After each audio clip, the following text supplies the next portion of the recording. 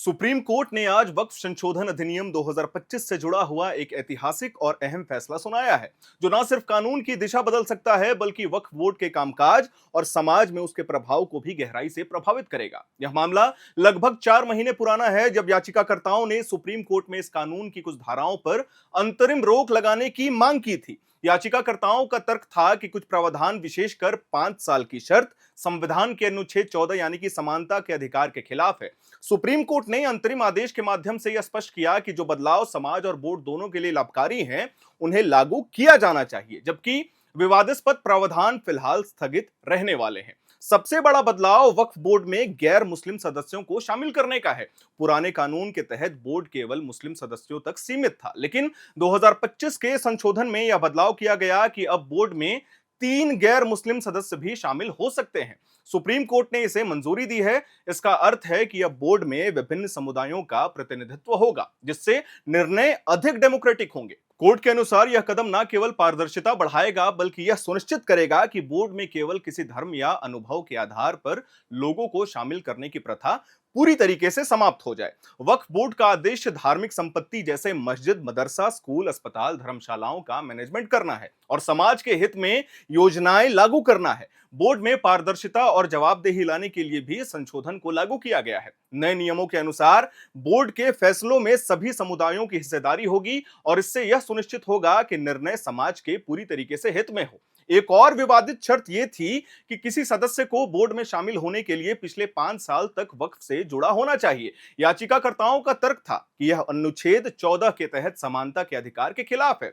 Supreme court ने इस प्रावधान को फिलहाल लागू नहीं होने देने का आदेश दिया है। इसका मतलब है कि योग्य व्यक्ति जो पिछले 5 साल में वक्फ से नहीं जुड़े थे, उन्हें बोर्ड में शामिल होने से रोका नहीं जाएगा। यह आदेश अंतरिम है और भविष्य में अगली सुनवाई में कोर्ट इस प्रावधान की वैलिडिटी पर अंतरिम निर्णय देने वाली है। इस फैसले का सामाजिक और प्रशासनिक असर बहुत बड़ा है। बोर्ड में पहले केवल मुस्लिम सदस्य थे, जिससे कभी-कभी निर्णयों में नजरिए का बैलेंस नहीं बन पाता था, लेकिन अब उम्मीद है कि 3 गैर मुस्लिम सदस्यों के शामिल होने से फैसले अधिक लोकतांत्रिक होंगे और अलग-अलग नजरियों का प्रतिनिधित्व होगा। इससे बोर्ड के कामकाज में संतुलन और पारदर्शिता बढ़ेगी। इसके अलावा 5 साल की शर्त हटने से नए और योग्य व्यक्तियों को शामिल होने का अवसर मिलेगा, जिससे बोर्ड के निर्णय ज्यादा बड़ा और असरदार होंगे। आपको बता दें कि वक्फ कानून की शुरुआत 1954 में हुई थी। तब से बोर्ड का मकसद धार्मिक संपत्ति का मैनेजमेंट और योजनाओं को लागू करना रहा है। बाद में समय समय पर बदलाव आते रहे, ताकि बोर्ड की कार्यप्रणाली अधिक पारदर्शी और जवाबदेही बनी रहे।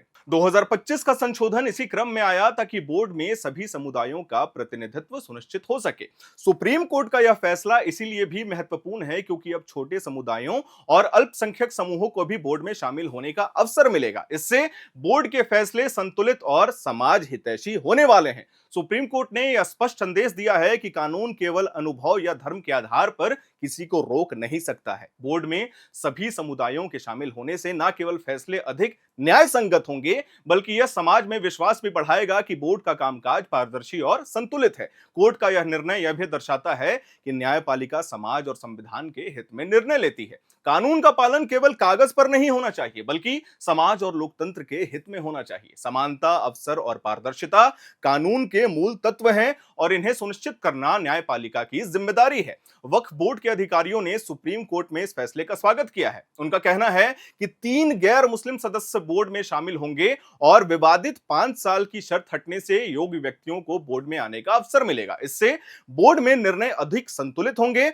और कामकाज में पारदर्शिता बढ़ेगी। भविष्य में सुप्रीम कोर्ट अगली सुनवाई में यह तय करेगा कि वक्फ कानून की बाकी प्रावधान संविधान के अनुरूप हैं या फिर नहीं है। विशेषज्ञों का मानना है कि इस फैसले के बाद वक्फ बोर्ड के निर्णय अधिक न्याय संगत होंगे और विभिन्न समुदायों का प्रतिनिधित्व सुनिश्चित होगा। बोर्ड की क्रेडिबिलिटी बढ़ेगी और लोगों का विश्वास बढ़ेगा कि बोर्ड में फैसले केवल अनुभव या धर्म के आधार पर नहीं, बल्कि योग्यता और सामाजिक को ध्यान में रखते हुए लिया जा रहा है। सुप्रीम कोर्ट का यह आदेश यह भी दर्शाता है कि संविधान और कानून के मूल सिद्धांतों का पालन हर स्थिति में किया जाना चाहिए। इससे समाज में विश्वास बढ़ेगा और वक्फ बोर्ड के कामकाज में पारदर्शिता और जवाबदेही सुनिश्चित होगी। कुल मिलाकर के सुप्रीम कोर्ट ने अंतरिम आदेश के माध्यम से यह स्पष्ट कर दिया कि वक्फ बोर्ड में 3 गैर मुस्लिम सदस्य शामिल हो सकते हैं और 5 साल की शर्त फिलहाल लागू नहीं होगी। यह फैसला समाज, बोर्ड और कानून के लिए बहुत ही महत्वपूर्ण था। इससे बोर्ड में समान प्रतिनिधित्व, पारदर्शिता और लोकतांत्रिक निर्णय सुनिश्चित होंगे। यह संदेश भी जाता है कि कानून में बदलाव केवल धार्मिक समुदायों के लिए नहीं,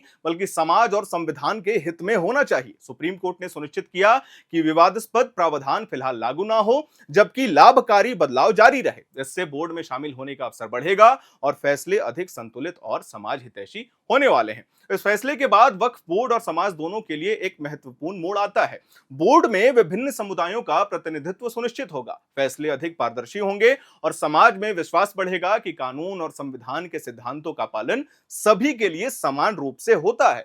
सुप्रीम कोर्ट का यह अंतरिम आदेश भी यह संदेश देता है कि लोकतंत्र में न्यायपालिका सक्रिय भूमिका निभाती है और समाज के हित में निर्णय लेती है। अंततः यह फैसला वक्फ बोर्ड के कामकाज, समाज में विश्वास और कानून के प्रभाव को मजबूत करेगा। बोर्ड में सभी समुदायों का प्रतिनिधित्व, निर्णयों की पारदर्शिता और योग्यता के आधार पर यह सदस्य चुनने का अवसर है। इस कानून और समाज दोनों के लिए लाभकारी साबित होने वाला है। सुप्रीम कोर्ट ने यह संदेश दिया है कि सुधार और बदलाव समाज हित, लोकतंत्र और संविधान के अनुरूप होना चाहिए। इस फैसले के साथ ही वक्फ बोर्ड एक नया युग शुरू करने जा रहा है, जहां फैसले अधिक बैलेंस्ड होंगे। जैसे जैसे इस मामले का अपडेट्स आता जाएगा, हम अपने चैनल के माध्यम से अपने दर्शकों को देते जाएंगे। कैमरे के पीछे हैं मेरे सहयोगी अभिषेक मुकुंद। अगर आपको यह वीडियो पसंद आया हो तो इसे लाइक करिएगा, शेयर करिएगा, हमारे चैनल को सब्सक्राइब करिएगा। मेरा नाम है हर्षित और आप देख रहे हैं एयर नाउ।